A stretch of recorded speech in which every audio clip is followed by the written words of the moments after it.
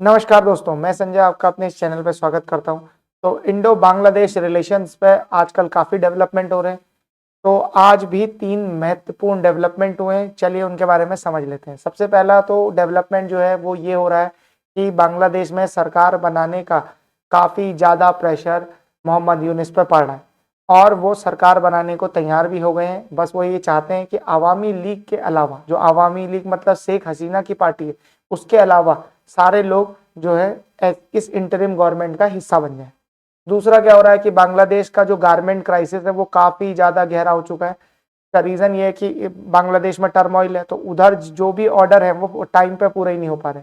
तो जो जितनी भी बड़ी बड़ी कंपनियां, सही है, वो सारे ऑर्डर उनको शिफ्ट कर रही है चाइना, सही है, और इंडिया में। ठीक, तो इससे इंडिया का फायदा हो सकता है। दूसरा क्या हुआ है कि बांग्लादेश ने अपने वहां से नॉर्थ ईस्ट को इंटरनेट प्रोवाइड करने की जो योजना थी, मतलब इंडिया ने एक पैक्ट साइन किया था बांग्लादेश के साथ जब शेख हसीना की गवर्नमेंट थी 2021 में, उस पैक्ट से विड्रॉ कर लिया है। अब बांग्लादेश ये करने को बिल्कुल भी तैयार नहीं है। तो चलिए तीनों डेवलपमेंट को समझेंगे, थोड़ा बहुत कंटेक्स्ट भी समझेंगे। तो चलिए शुरू करते हैं। ठीक, अब देखिए पहला पहला क्या है। बांग्लादेश में जो है ये समझ लीजिए कि वहां एक ट्राई पार्टी स्ट्रक्चर है। ट्राई पार्टी क्यों कह रहा हूं, अक्सर लोग दो ही पार्टी को जानते हैं, एक बीएनपी बांग्लादेश नेशनलिस्ट पार्टी, जिसकी हेड खालिदा जी है। खालिदा जी है वो कौन है, ये देखिए आप, ये जो महिला है ये खालिदा जी है। और एक और पार्टी होती थी अवामी लीग, जिसकी हेड कौन है कि शेख हसीना। तो अभी तो वो एग्जाइल में, तो अभी तो उसका हेड कोई और ही होगा। ठीक, ये दो चीज। अब मैंने बोला ट्राई पार्टी, तो ये तीसरी पार्टी कौन आ गई। तीसरी पार्टी हमेशा से बांग्लादेश में जो एक्टिव थी वो है जमात। सही है, जमात। अब बहुत ध्यान से समझ लीजिए, जो बांग्लादेश का रूट है वो तो पाकिस्तान से ही है। ठीक, तो जितने इस्लामिक संगठन पाकिस्तान में एक्टिव थे, सेम इस्लामिक संगठन बांग्लादेश में भी एक्टिव थे। सही, शेख हसीना के गवर्नमेंट के समय क्या हुआ, ये पहले थोड़ा सा और समझ लीजिए कि शेख हसीना के गवर्नमेंट के समय ये हुआ कि ये जो इस्लामिस्ट रेडिकल थे ये काफी सप्रेस हो रहे थे सोसाइटी में, जिसकी वजह से क्या हुआ, एक सेकुलर बांग्लादेश की फोटो आपको दिखी। ठीक है, तो वर्ल्ड स्टेज में जो बांग्लादेश का फोटो दिखा या इमेज दिखा वो क्या था, सेकुलर बांग्लादेश। पर हुआ क्या, देखिए थोड़ा इतिहास समझिए। 1970 में, 71 में, सही है, वो लड़ाई हुई, ये तो आप जानते हैं। 1970 में क्या हुआ कि जियाउर रहमान ने एंटी इंडिया और एंटी अवामी लीगों को के लीडर्स को इकट्ठा किया और एक नई पार्टी बना डाली। उस पार्टी का नाम रखा बांग्लादेश नेशनलिस्ट पार्टी। अब ये जो जनरल जियाउर रहमान था ना, ये पाकिस्तान का बड़ा फेवर करता था। सही है, तो पहले तो आप जानते हैं कि वहां क्या हुआ था कि पाकिस्तान का काफी फेवर किया गया। ठीक, तो ये जो जनरल जियाउर रहमान था, इसने क्या करा, एंटी अवामी लीग और एंटी इंडिया लीडर्स को इकट्ठा करके बीएनपी बांग्लादेश नेशनलिस्ट पार्टी बना दी, जिसकी आज की डेट में हेड है हमारी जिया खालिदा। अब मेन जो इस पार्टी का करता धरता है अभी, वो कौन है, वो इनका बेटा है। उसके बारे में भी हम आगे जानेंगे। ठीक, वो इनका बेटा है। अब हो क्या रहा है कि अभी बांग्लादेश में पिछले साल काफी प्रोटेस्ट हुए। उन प्रोटेस्ट की वजह से क्या हुआ, शेख हसीना को बांग्लादेश छोड़ना पड़ा, मतलब इसी साल। ठीक, शेख हसीना को बांग्लादेश छोड़ना पड़ा। अब शेख हसीना ने जब बांग्लादेश छोड़ा तो एक पॉलिटिकल वॉइड क्रिएट हो गया। अब उस पॉलिटिकल वॉइड को भरने के लिए जिन लोगों ने इस प्रोटेस्ट को कल्मिनेट करा था, उन लोगों ने मोहम्मद यूनिस को भेजा। अब ये कौन लोग थे, ये कौन से फैक्टर्स थे, ये कौन से एक्टर्स थे, ये थे एक तो यूनाइटेड स्टेट्स ऑफ अमेरिका से उनकी सीआईए, दूसरा पाकिस्तान की आईएसआई, और तीसरा बांग्लादेश में उपस्थित इस्लामिक रेडिकल। तो ये 3 फैक्टर हुए। वहां से आया मोहम्मद यूनिस। अब ये मोहम्मद यूनिस का भी थोड़ा इतिहास समझ लीजिए। मोहम्मद यूनिस काफी पॉपुलर आदमी है। क्यों है, क्योंकि इसने क्या करा था, इसको नोबेल पीस पुरस्कार मिला था। क्यों, क्योंकि इसने बांग्लादेश में कोऑपरेटिव बैंक का स्ट्रक्चर की स्थापना करी थी ना बहुत पहले, तो ये काफी पॉपुलर हो गया था आदमी। और मेन बात यह है, ये जो मेन आदमी है ये सीआईए यानी क्लिंटन फाउंडेशन है जो यूएसए में चलती है। क्लिंटन फाउंडेशन एक आर्म है सीआईए का। सही है, जितने भी ऐसे लोग होते हैं जिनका सीआईए को भविष्य में यूज करना होता है, उनको सीआईए संभाल के रखती है क्लिंटन फाउंडेशन के तहत। तो इस आदमी को वहां से यहाँ भेजा गया और इसे पीएम नहीं बनाया गया, इसे बनाया गया एडवाइजर। सही। अब क्या हो रहा है, जो इसने सत्ता संभाली है तो तब से क्या हुआ, पूरा एंटी इंडिया स्टैंड इसने वो ले रखा है। क्यों? क्योंकि जब तक शेख हसीना थी तब तक अमेरिका, भारत और बांग्लादेश दोनों से परेशान था। बांग्लादेश से तो इसलिए परेशान है था क्योंकि बांग्लादेश से भारत, वो अमेरिका ने कई बार कहा कि हमें मिलिट्री बेस दे दो, हमें उस मिलिट्री बेस से चाइना और इंडिया दोनों पे नजर रखनी है, इंडो पैसिफिक पे पूरी नजर रखनी है, पर बांग्लादेश इसके लिए मना करता रहा। तो उन्होंने क्या करा, शेख हसीना की गवर्नमेंट को ही टॉपल कर दिया। ठीक। अब क्या हो रहा है, ये जो हमारे यूनिस साहब है इन पे पड़ रहा है बहुत ज्यादा प्रेशर, किनका, बीएनपी पार्टी का। वो क्या कह रहे हैं कि आप या तो जल्दी इलेक्शन करवा लो, और इलेक्शन में क्या करो, आवामी लीग के लोगों को खड़े ही मत होने दो। मतलब इलेक्शन विदाउट आवामी लीग। सही है। अब आवामी लीग वहां की सबसे बड़ी पार्टी है, तो ये मामला है। अब जो हमारे यूनिस साहब हैं ये भी कुछ चाहते हैं। ये क्या चाहते हैं कि सरकार बने इनकी और उसमें दो पार्टियां न हो, एक तो आवामी लीग, दूसरा बीएनपी। तो ये चाहते हैं कि सरकार मेरी बन जाए और ये दो पार्टी ना हो। अब आप देखो स्ट्रगल। ठीक है। तो क्या वो हुआ, तो क्या हो रहा है कि अब बीएनपी इन पे प्रेशर बनाई जा रही है। क्यों बना रही है बीएनपी? और साथ ही साथ जमात का भी प्रेशर है। क्यों है? क्यों? वो इसलिए है क्योंकि जो एंटी आवामी लीग सेंटिमेंट है अभी वो बांग्लादेश में बहुत हाई है।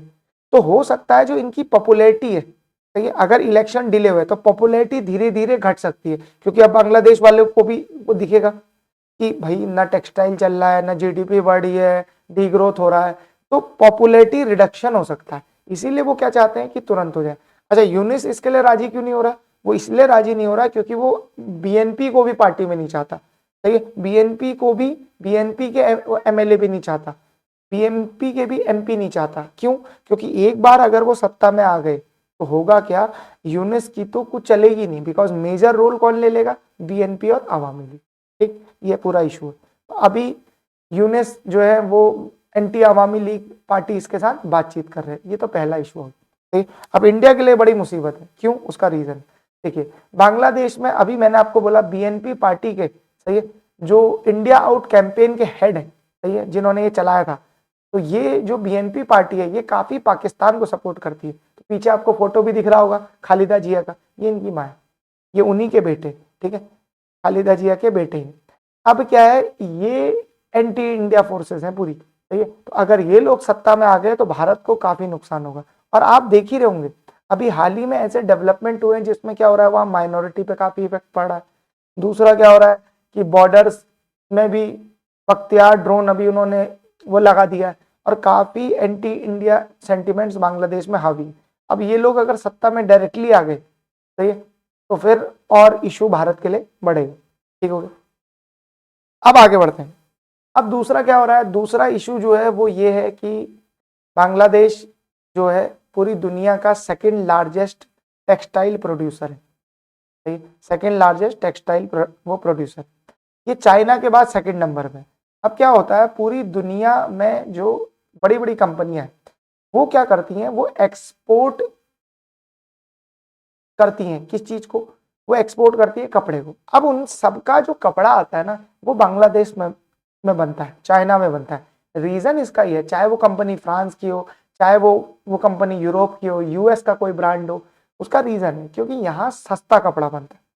अब दो बातें समझ लीजिए, जितना भी कपड़ा यहाँ बनता है ना वो सारा कपड़ा आपका जो उसका रॉ मटेरियल है बांग्लादेश में बनने वाले कपड़े का वो सूरत से आता है, और सूरत क्या है, टेक्सटाइल हब ऑफ इंडिया। तो सारा कपड़ा वहां से बनता है, वहां से जाता है और यहाँ बनता है। अब आप कहोगे ये क्या बात हुई, जब सूरत से आ रहा है तो सूरत में ही बना लो। नहीं, इंडिया में लेबर कॉस्ट महंगी, हाँ ये आप ध्यान रखिए। तो रॉ मटेरियल सूरत से आता है, और ऐसा नहीं कि सूरत में कपड़ा नहीं बनता, भाई सूरत में भी बहुत सारी चीजें बनती हैं, जैसे इथनिक कुर्ती हो गई या इथनिक वेयर्स हो गए, सही, मैन वेयर्स हो गए, डेनिम के प्रोडक्ट्स हो गए।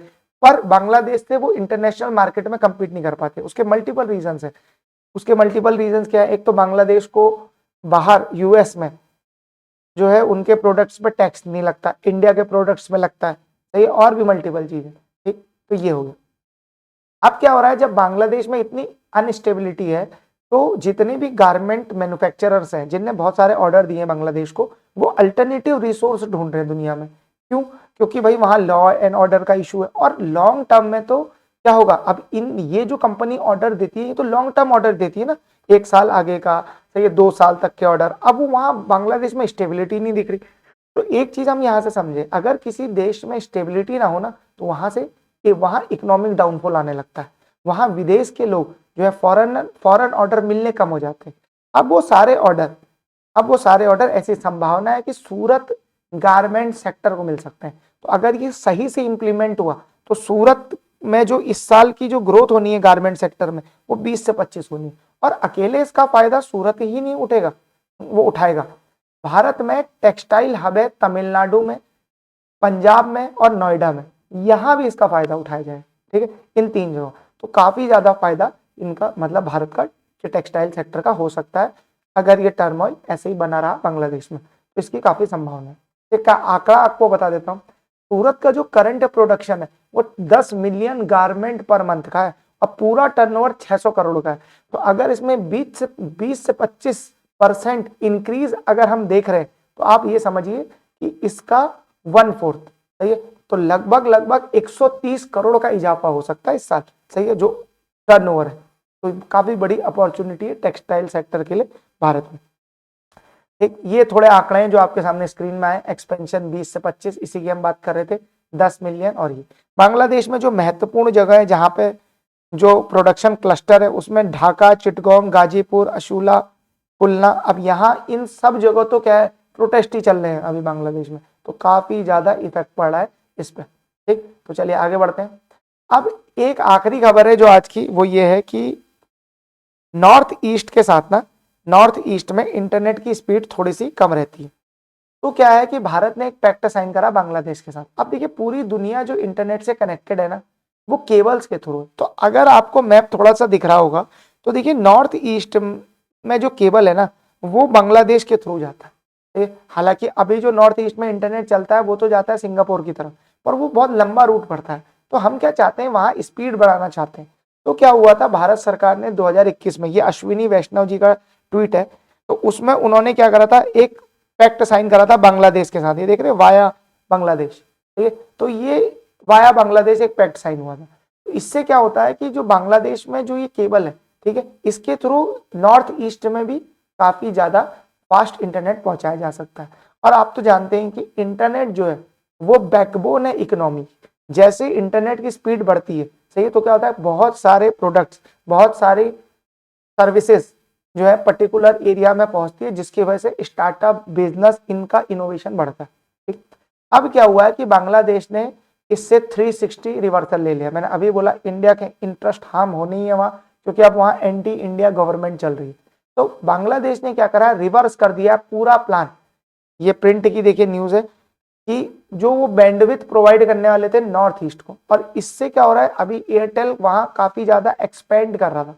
तो इससे क्या हो रहा है कि अब वहां इंटरनेट जो है, ऐसा नहीं है कि वहां इंटरनेट है नहीं, वहां है, लेकिन उसकी स्पीड जो हम, जैसे क्या होता है, एक इंटरनेट स्पीड है 100 Mbps, एक है GBps।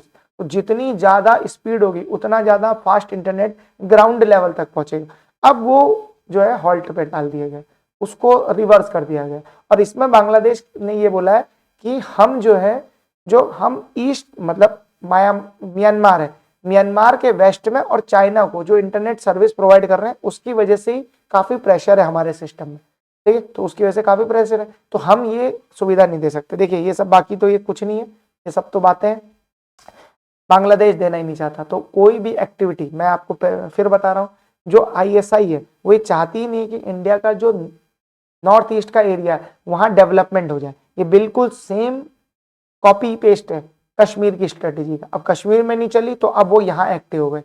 हमेशा ये बात ध्यान रखिएगा, जब भी बांग्लादेश में, ठीक है, जियाउर रहमान की हमने बात जो अभी करी, इस ये तो बांग्लादेश का आपका जनरल था, ठीक है, जियाउर रहमान जो है, ठीक, जब ये मतलब एक व्यक्ति पाकिस्तान में हुआ, तो पाकिस्तान में जो व्यक्ति हुआ जनरल, उसने अपनी किताब लिखी। उस किताब में उसने ये कहा कि जो इंडिया के लिए सबसे बड़ी मुसीबत पाकिस्तान क्रिएट कर सकता है वो कश्मीर नहीं, उससे भी बड़ी मुसीबत है नॉर्थ ईस्ट। तो जब भी पाकिस्तान की आईएसआई एक्टिव हो जाए, यानी एंटी इंडिया फोर्सेस बांग्लादेश में एक्टिव हो जाए, इंडिया के लिए बड़ा सरदर्द हो जाएगा, क्योंकि टू फ्रंट तो हम वैसे ही लड़े, ठीक है, और ये तीसरा फ्रंट खुल जाएगा। और यहाँ से क्या होता है, सारी आर्म सप्लाई ये सब नॉर्थ ईस्ट में होती है। तो जब जब बांग्लादेश में एंटी इंडिया फोर्सेस एक्टिव होती है तो नॉर्थ ईस्ट अनस्टेबल हो जाता है, जैसा कि आप देख रहे हैं आजकल। तो ये मणिपुर में दिक्कत है, नागालैंड में दिक्कत आ गई है, ठीक है, मिजोरम मेघालय में तो चल ही रही है दिक्कत। तो ये काफी बड़े बड़े इशू, ठीक। आज का सेशन यही समाप्त करते हैं। आपको ये सेशन कैसा लगा हमें जरूर बताइए, ठीक। Thank you very much for your time.